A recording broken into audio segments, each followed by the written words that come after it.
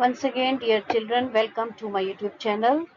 Or as promised, today I have come once again with the D part and the fourth part of my preposition on, in and at and other uses. Like other uses का मतलब है कि in और at हमने previous में भी discuss किया था, but today we will discuss that how they can be used in other references also. But before that, आज हम on discuss करेंगे. डियर चिल्ड्रन, ऑन को जैसे कि आपको पता ही है कि it is use with the various context में यूज होता है। ये जनरली ये कोई ऐसी चीज इंडिकेट करने के लिए यूज होता है that is placed upon a surface और related to a specific time और topic. That is the cup is on the table, there is a stain on the shirt.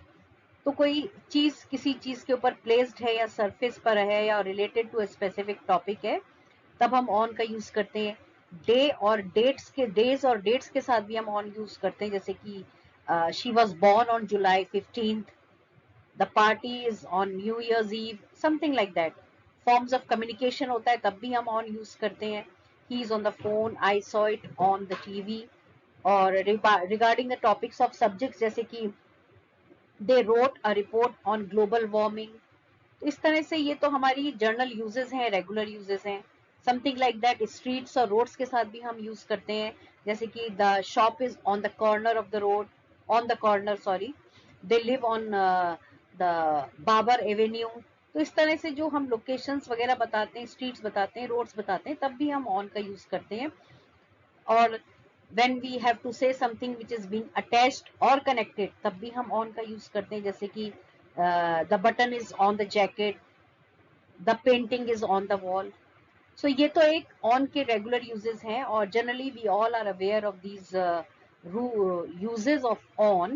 But before that हम उन सब के uses के अलावा on का कहाँ कहाँ हम use करते हैं, जब हम business trip पे जाते हैं, holidays पे जाते हैं, cruise पे जाते हैं, तब भी हम on का use करते हैं. So without wasting time, let us see that what all other uses of on, in and at. So dear children, on हम तब भी यूज करते हैं जब हम holidays etc पे जाते हैं, when we go on holiday, when we go on business, on a trip, on a tour, on a cruise etc. और एग्जाम्पल इसके ये हैं कि Tom is away at the moment, he is on a holiday, not in a holiday, तब हम in नहीं use करते हैं. So just to make you aware about the fact कि हमें on कहाँ कहाँ हम यूज कर सकते हैं, other than the fact कि हम on को किसी सरफेस पे कोई चीज होती है तब यूज करते हैं, रिगार्डिंग टॉपिक्स डिस्कस करते हैं, फॉर्म्स ऑफ कम्युनिकेशन में. Other than these, this is one way of writing correct English with preposition on. Did you go to Germany on business or on a holiday? One day I would like to go on a world tour. So जब हम business trip, tour, holiday और cruise इन सब का जिक्र करते हैं, तब भी हम on preposition ही यूज करते हैं, because you cannot say कि Tom has gone to France for a holiday. मतलब like it is go to a place for a holiday or for my holidays. You can also say this, but then for a holiday, not for holiday. मतलब a article आना जरूरी होता है. Fine. सो holidays पे जाना, business trip पे जाना, tour पे जाना, क्रूज पे जाना, this all can be written with the help of the preposition on. ये एक इसका other than the regular uses है, कि जैसा कि मैंने आपको शुरू में बताया था, कोई चीज किसी सरफेस पे रखी है या कोई चीज कहीं और है, तो forms of devices में है, जैसे कि he is on the phone, I saw it on the TV. इन सब के अलावा जब on का यूज होता है, तो on का यूज हम मतलब फॉर्म ऑफ बी की जो गो फॉर्म है उसके साथ भी हम यूज करते हैं. जैसे कि हम हॉलीडेज पे जाते हैं, ये भी एक जाना, एक like it is a form of going on business, on a trip, on a tour. तो तब भी हम ऑन का ही यूज करते हैं. Next is other expressions with on. So जैसे कि हमने इससे पहले वाली स्लाइड में डिस्कस किया था कि फॉर्म्स ऑफ कम्युनिकेशन और डिवाइसेस में हम ऑन का यूज करते हैं. So there is one example here. I did not watch the news on television, but I heard it on the radio. So जब हम किसी भी तरह की इस तरह की कम्युनिकेशन और डिवाइसेस का यूज कर रहे होते हैं अपने सेंटेंस में, तब हम ऑन preposition यूज करते हैं. ऑन द फोन और telephone, you can't phone me, I am on the phone. Fine. I never met her, but I have spoken to her on the phone. So this is all we use, and while speaking for such sentences, while speaking in such, you can say, expressions which has the forms of communication or which has some devices, we take help of the preposition on in our sentence structure. So typically ये इसी के साथ use होगा. और अगर इसके साथ आप ये यूज करोगे कि I have never met her but I have spoken to her in the phone, वो गलत हो जाता है. So my point of explanation is that कि on के जो uses हैं वो other than the regular uses, किसी surface पे कोई चीज रखी है या कोई आपके टॉपिक से सब्जेक्ट से रिलेटेड है, उसके अलावा आप किसी मीन्स ऑफ कम्युनिकेशन में जब और डिवाइसेस की बात करते हो तब भी आप ऑन को यूज करते हो. On preposition has to be use while you will be talking or you are referring to communication through devices or media. Now it is on strike, on a diet. Again, it is a different use of on. There are no trains today. The railway workers are on strike. And you cannot use any other preposition except on here. So ये भी एक different expressions हैं जिसमें आप on use करते हो. जो regular uses हैं वो आपको पता है. I am saying it again and again. It is other than the regular uses of on. Fine. So other than the regular uses आपको पता है कि कोई चीज किसी surface पे रखी है, किसी position पे है, the cup is on the table, there is a stain on the shirt. ये सारे regular uses हैं जो आप सभी को पता होंगे और नहीं है तो होने चाहिए. This is expected. But then other than the regular uses, these are a different ones which we should also know. And the other example is I have put on a lot of weight, I'll have to go on a diet. अब ये तो नहीं कहेगा कोई कि I'll have to go in a diet या to a diet या for a diet, which will be a wrong English. So I have put on a lot of weight, I will have to go on a diet. So on preposition यहाँ भी use होता है. And another example is कभी आग है कहीं लग गई है, look that car is on fire, look that building is on fire. You can't say कि the building is in the fire या building is at the fire या building is under the fire. ये सारे prepositions wrong हो जाएंगे. So जब आप fire के इस reference में use करते हो तो expression के में आपके on use होगा, that car is on fire. On the whole जब होता है तब भी आप on ही use कर रहे हो. Sometimes I have problems at work but on the whole I enjoy my work. कहने का मतलब है कि कभी कभी दिक्कत होती है but on the whole I enjoy my work. तब भी आप on का use करते हो. So these are other expressions and other uses of the preposition on.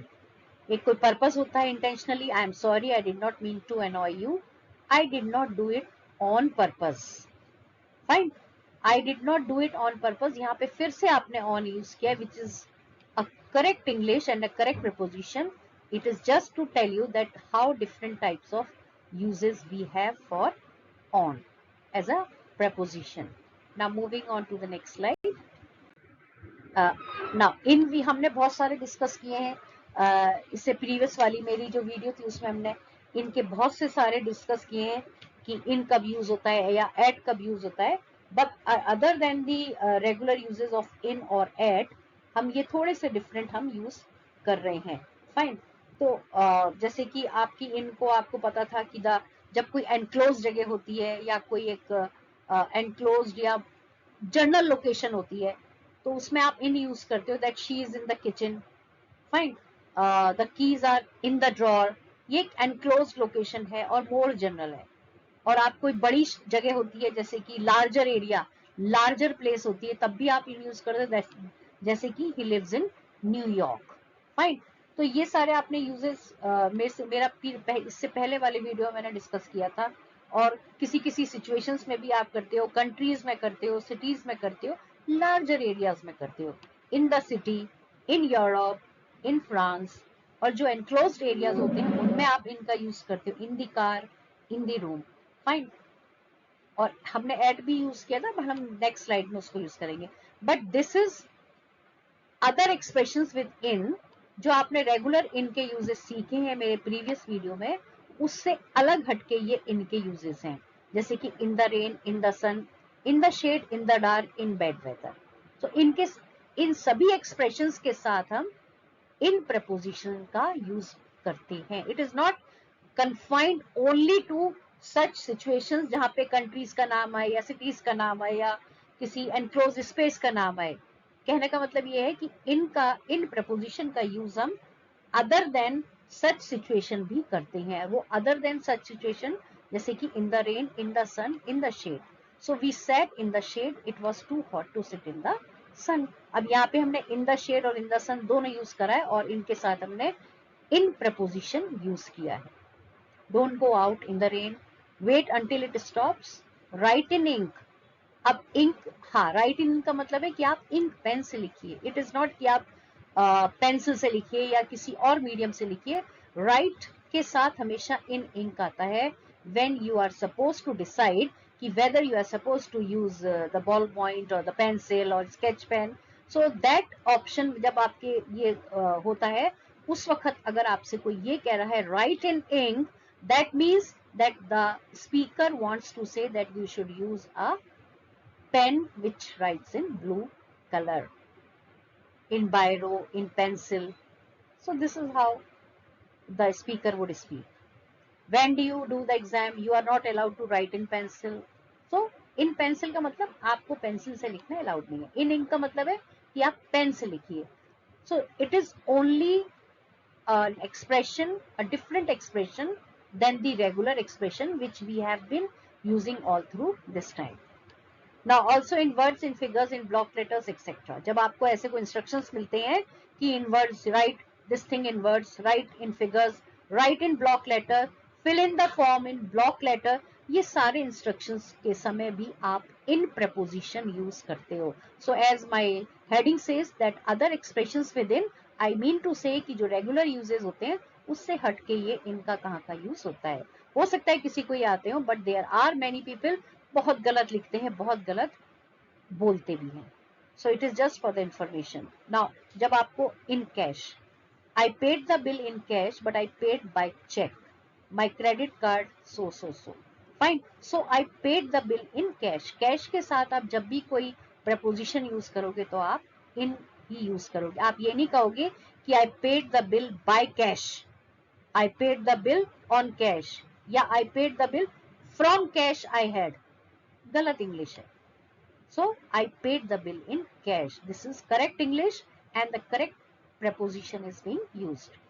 Now when fall in love या with somebody ऐसे होता है आपका, तब भी आप in ही use करते हो. Have you ever been in love with anyone, anybody? And opinion के साथ भी in use होता है. In my opinion, the film wasn't very good. You will not say कि through my opinion या with my opinion या by my opinion the film wasn't very good. वो एक गलत इंग्लिश होगी, गलत preposition आप यूज कर रहे होंगे. And the correct preposition is in my opinion. Fine. I think you will all understand and correct yourself. Moving on to the next. Now at. Now at के जो हमारे रेगुलर यूजेस थे वो हमने इससे प्रीवियस वाले अपने वीडियो में डिस्कस किए थे और मैं आपको फिर से उसको रिमाइंड करा देती हूँ. उसकी हम फिर से एक फॉलो अप ले लेते हैं कि एट को हम यूज करते थे स्पेसिफिक पॉइंट्स पे, किसी लोकेशन पे. और मतलब जैसे कि I am at the door, she is at the office, we will meet at the bus stop. कोई स्पेशल पॉइंट्स और लोकेशंस पे यूज करते थे. और किसी किसी सिचुएशन पे और कॉन्सर्ट पे भी यूज करते थे, इवेंट्स पे भी यूज करते थे. जैसे कि स्पेसिफिक कोई इवेंट है, स्पेसिफिक कोई कॉन्सर्ट है, जैसे कि I'll be going at the concert in the evening. Fine. और किसी point of time पे भी हम at use करते थे, that I shall be meeting him at noon, I shall be meeting her at 5 p.m. तो ये सारे हमारे regular uses थे at के. कभी हम किसी specific point और location पे, कभी हम specific you can say point of time पे हम at का use कर रहे थे. Now this is a different use of at altogether. Fine.